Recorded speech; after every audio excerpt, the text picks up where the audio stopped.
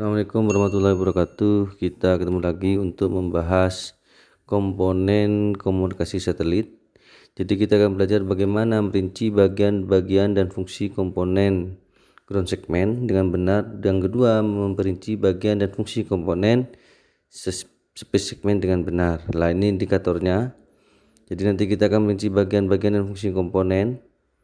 Sudah itu fungsi dan komponen di luar angkasa. Oke, kita masuk ke komponen ground segment.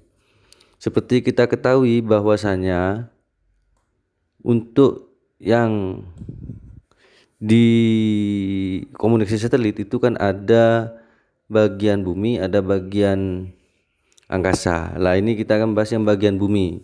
Jadi di ground segment atau kita dikenal dengan stasiun bumi itu terdiri atas antena, lalu high power amplifier, low noise amplifier atau LNA ya, atau ada yang namanya LNB, ada modulator, encoder dan updown. Nah, kita lihat coba di sini. Jadi kalau kita perhatikan, ini adalah antena di bumi. Ini antena di bumi. Jadi ketika kita mengirim informasi, maka dia akan di-encoding dulu, lalu akan masuk ke modulasi. Jadi kita paham ya, kemarin untuk data itu tidak mungkin kita kirim ke satelit tanpa kita tumpangkan ke gelombang yang lebih besar ya. Jadi di sini ada sinyal yang lebih besar yang akan dikirimkan lewat antena. Tahap informasi itu ditumpangkan modulator. Lalu up converter itu adalah untuk mengkonversi.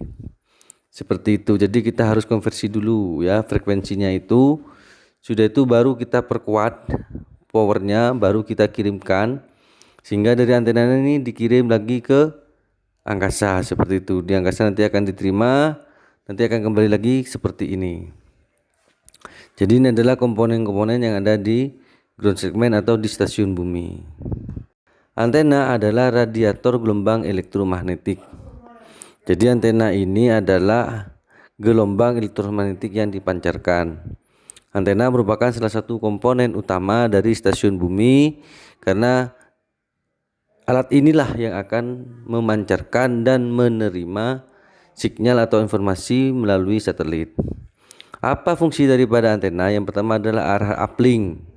Berfungsi untuk mengarahkan dan mengirimkan energi gelombang elektromagnetik yang bermodulasi RF ke satelit. Yang kedua adalah arah downlink.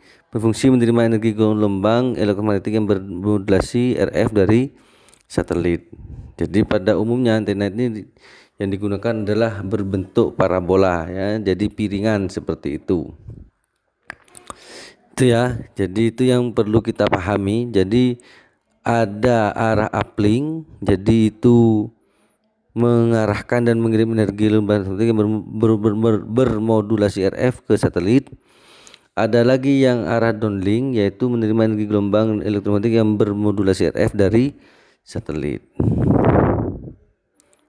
Nah, di sini ada yang namanya gain antena. Nah, nanti kita belajar menghitung ini. Jadi gain antena itu adalah parameter yang akan ditambahkan sesuai dengan dimensi ukuran antena. Jadi kekuatan daripada antena itu kita sebut dengan gain antena. Ini bergantung kepada dimensi ukuran antena. Makin besar diameter piringan parabola, tentu semakin banyak sinyal yang bisa ditangkap. Antena akan lebih sensitif dalam menerima sinyal yang lemah. Lah ini persamaannya ya. Jadi G sama dengan 10 log PD kuadrat efisiensi per panjang gelombang kuadrat ya. Seperti itulah, ini ada penjelasannya di sini. Nah, faktor efisiensi antena mempunyai nilai antara 0 sampai 1.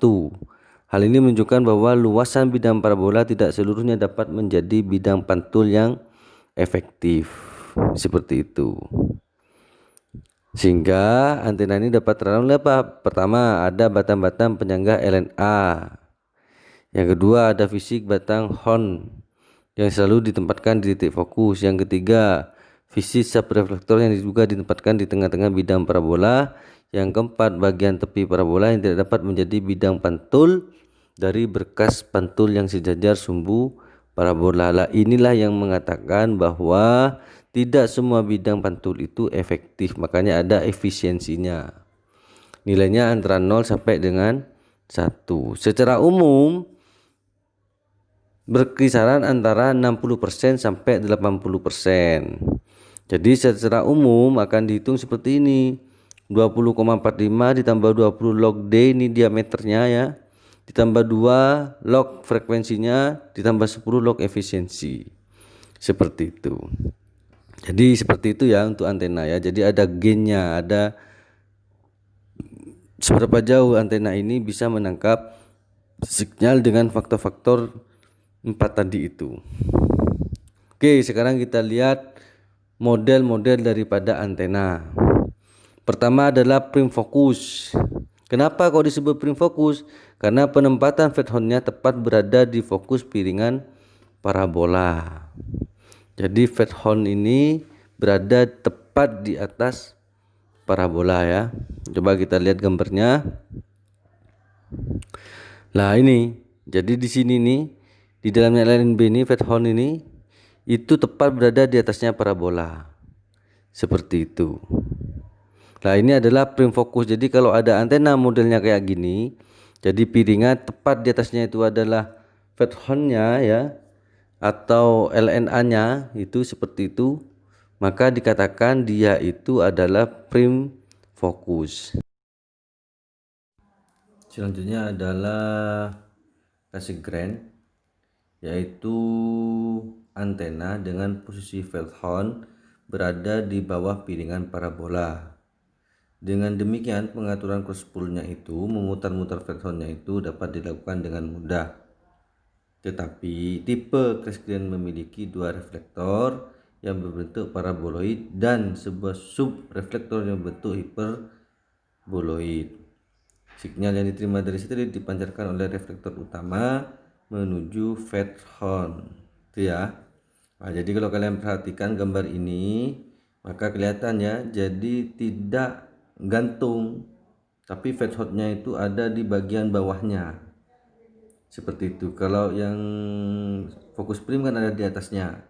Kalau ini enggak, jadi ada dua, ada yang di atas, ada yang di bawah. Ya, fed horn itu yang di bawah. Selanjutnya kita ke bagian offset ya.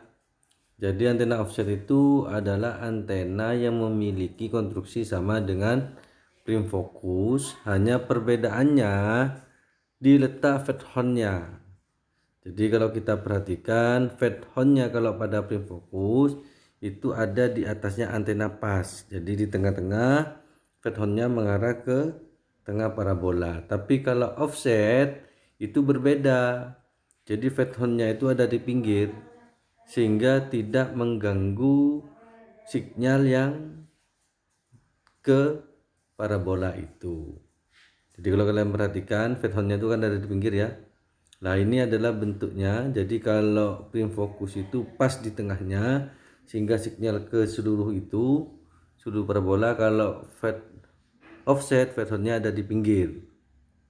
Tapi kalau Cassegrain fed horn-nya itu ada di bawah tengah, lalu dia punya sub lagi di atasnya seperti itu. Oke, sudah selesai untuk materi bagian pertama, komponen satelit.